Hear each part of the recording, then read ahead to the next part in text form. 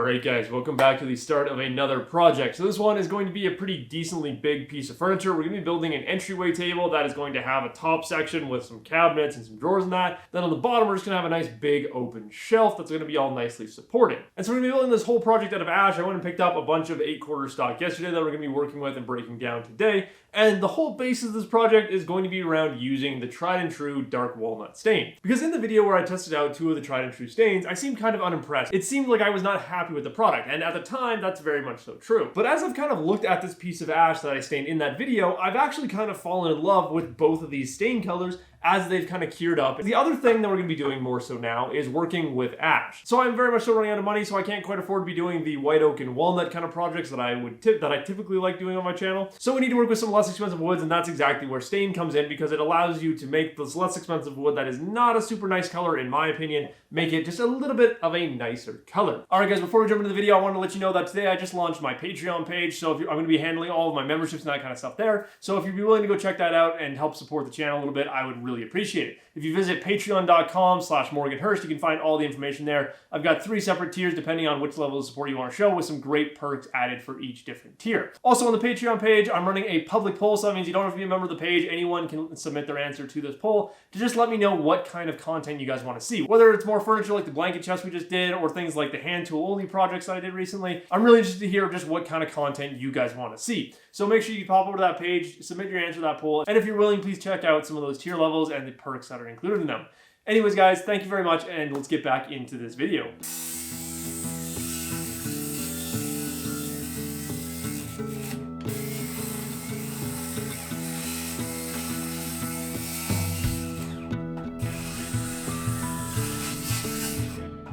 So as you guys can see, there's actually quite a few internal stress fractures in these boards. Depending on the board, it varies in that. But what I've gone through and done is I've just trimmed about a 1/2 inch off of either end of all of these boards so that I can give myself a better idea of where to start laying out my pieces from. One of the worst pieces of advice you'll hear from a lot of people on YouTube is that you want to just cut off a full 4 inches from the end of your board and just throw it away.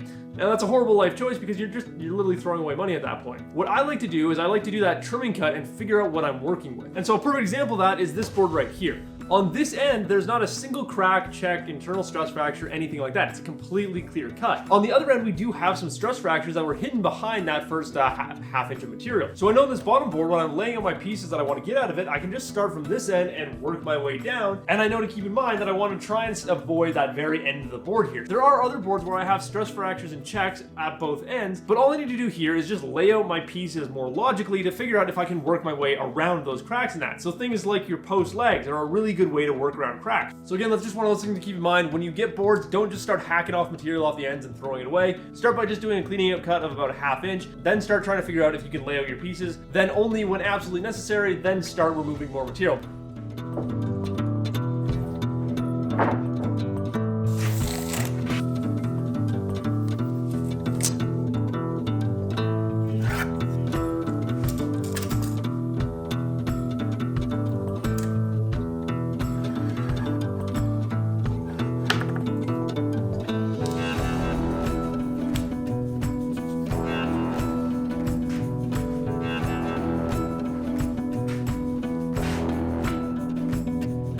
I really plan to need a label. How does that work out? No, is that not? Okay, so I'm working through the numbers here, and we're starting to get a lot of the things laid out. And all that I really have left to figure out is the panels, the big panels for the top and the bottom shelf. For the bottom shelf, it's easy. All I have to do is just take any one of these boards, book match it, and I've got a nice bottom shelf. The problem for the top though is I wasn't thinking about a specific project when I was buying this wood. I wasn't sure if I was gonna start this one or one of the other many projects I have in mind with this wood that I was buying when I was at the lumber yard yesterday. And so for my top, I wanted it to be 20 inches wide, but the widest board that I have here is about 9 inches. So there's no physical way for me to take that 9-inch board and make a book match 20-inch top. But this is where the fun of struggle comes in. And this is one of the things that I highly recommend. Don't always plan a project and buy wood for it. Sometimes it's really good to just have wood stocked and choose to do a project, because it makes things like this happen. So I've had a few different ideas so far, and I think I've settled on one that is gonna be just really interesting. So my first idea was to just do kind of a racing stripe down the middle. So I used some strips of walnut and ash and just make a little bit of a pattern down the middle. But the more I thought about it, I just kind of thought that, okay, that's just gonna look like a racing stripe down the middle, and it's not really gonna be in context, because we're not bringing that design in anywhere else on the project. So that brought me to another idea where what I could do is I could put together this beautiful book match panel. So I take the same piece of wood, split it in half, book match it, great. We've got our nice panel, but we're about 1.5 inches short of what we need it to be. So then what I could do is go through with a jigsaw or bandsaw, you know, something, and cut a bunch of beautiful curves running through the lid, and then we'd glue in a whole bunch of strips of walnut. But the trick is there, we need to do 6 strips of 1/4 inch walnut to make up the width that we need. So that I think is pushing it a little bit too far. That brings me to the final idea that is going to be super interesting, and it's definitely the one that I'm going to do on this project. Rather than doing a standard tabletop where our grain runs from one side to the other, we're going to flip it around and make it so our grain is running from front to back. So we're going to end up with this just bizarre looking tabletop, but it's going to be super cool because it's something that we can actually do. So I took a quick break for lunch here and I came up with the full plans for what we're going to do for the top. So I got my color-coded sheet here because this is going to be a fairly complex construction. The first problem that I ran into when I started thinking about it is in the middle section here, if we just use tongue and groove all the way across, our 2 bars on the front and the back would be able to pull apart and, you know, would move around over time. So I put in another support piece in the middle that was actually going to be tied in with a dowel or a pin mortise and tenon.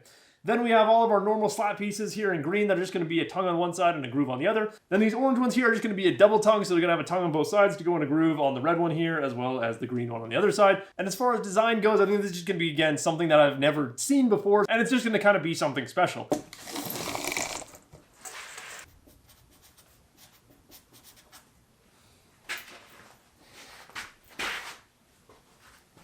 Oh, man.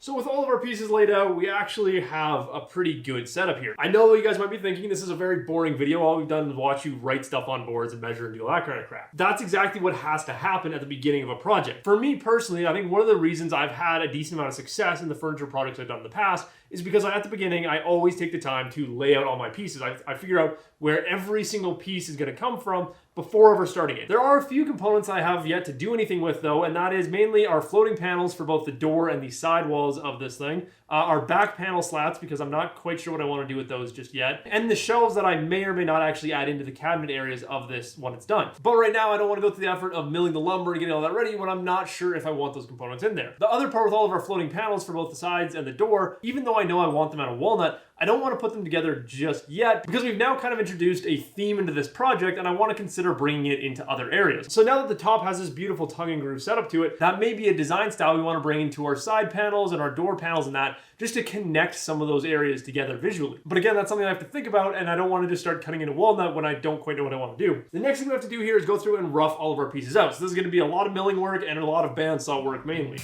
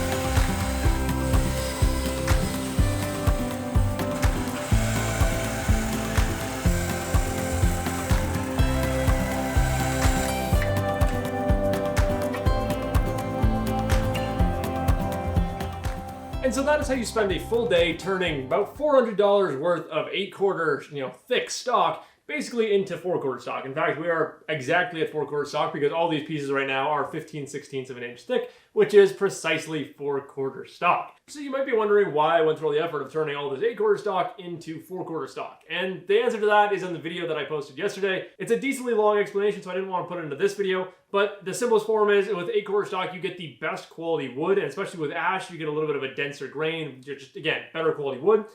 So it works out better in the long run. But now what we need to do is we need to leave it alone for a few days, which is something that I personally am very bad at, but I'm going to practice patience on this one.